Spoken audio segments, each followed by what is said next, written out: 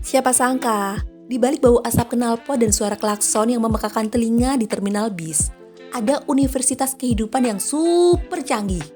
Di sini, kita belajar tentang sabar tingkat dewa, menerima perubahan, sampai seni ngopi sambil nunggu bis. Mau tahu mata kuliah paling favorit di Universitas Terminal Bis ini?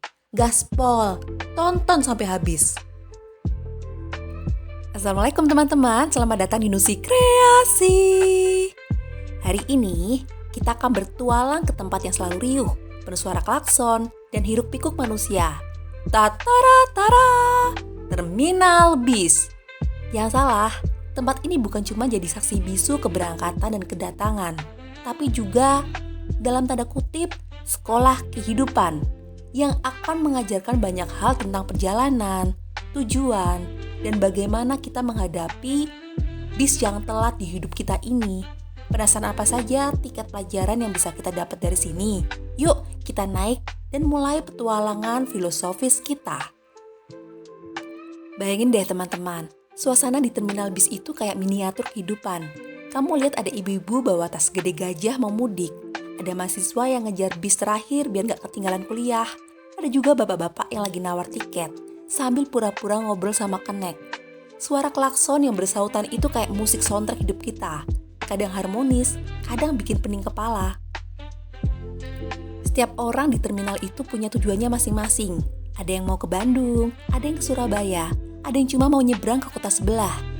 Gak ada satupun bis yang bisa membawa semua orang ke satu tujuan yang sama kan?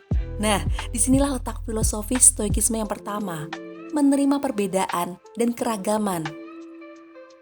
Kita gak bisa memaksakan semua orang di sekitar kita punya tujuan yang sama dengan kita. Setiap orang punya jalannya sendiri, punya destinasinya sendiri. Tugas kita adalah menghargai itu, bukan malah ngomel-ngomel kalau ada yang beda jalur sama kita. Lucunya, kadang ada aja momen kocak di tengah keragaman ini. Kamu lagi nunggu bis ke Bogor, tiba-tiba ada calon nawarin tiket ke Medan dengan semangat 45. Atau ada penumpang yang nyari salah naik bis karena nomornya mirip. Untung aja diteriakin keneknya, "Woi Pak, itu ke Semarang, bukan ke Cilacap." Ini ngajarin kita untuk tetap waspada dan jangan gampang tergoda rayuan.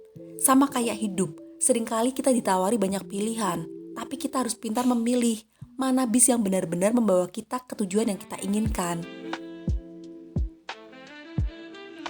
Pernah gak sih kamu nunggu bis yang gak datang-datang? Udah 1 jam, 2 jam, bis yang ditunggu masih dalam perjalanan, alias belum bergerak dari garasi. Kaki pegal, perut keroncongan, hati mulai gondok. Disinilah kita diuji tentang kesabaran dan pengendalian diri. Ini adalah inti dari stoikisme. Fokus pada apa yang bisa kita kontrol. Kita nggak bisa mengendalikan macetnya jalanan, nggak bisa memaksa sopir bis untuk ngebut atau bikin bis datang tepat waktu. Itu semua di luar kendali kita. Tapi kita bisa mengendalikan respon kita terhadap penantian itu. Mau ngomel-ngomel sampai urat leher keluar, atau mau santai aja sambil baca buku, atau malah ngobrol sama orang di sebelah. Dan siapa tahu dapat teman baru atau bahkan ide bisnis. Pilihan ada di tangan kita. Para stoik percaya daripada buang energi untuk hal yang gak bisa diubah, lebih baik fokus ke internal kita, pikiran, dan sikap kita. Bumbu lucunya, sering banget kita lihat drama penantian di terminal. Ada ibu-ibu yang udah buka bekal nasi kuning di kursi tunggu saking laparnya, padahal bisnya belum kelihatan batang hidungnya. Atau ada anak muda yang dari tadi main game di HP, sampai baterainya sekarat, terus panik cari colokan. Yang paling kocak kalau ada yang udah pakai seragam lengkap, tapi tiba-tiba ketiduran sambil ngorok di kursi tunggu, bikin penumpang lain ikutan ngantuk. Ini semua adalah skenario yang mengajarkan kita untuk menikmati proses menunggu dengan humor. Hidup itu gak selalu sesuai jadwal kok. Kadang butuh delay untuk kita bisa rehat sejenak, atau malah menemukan hal baru.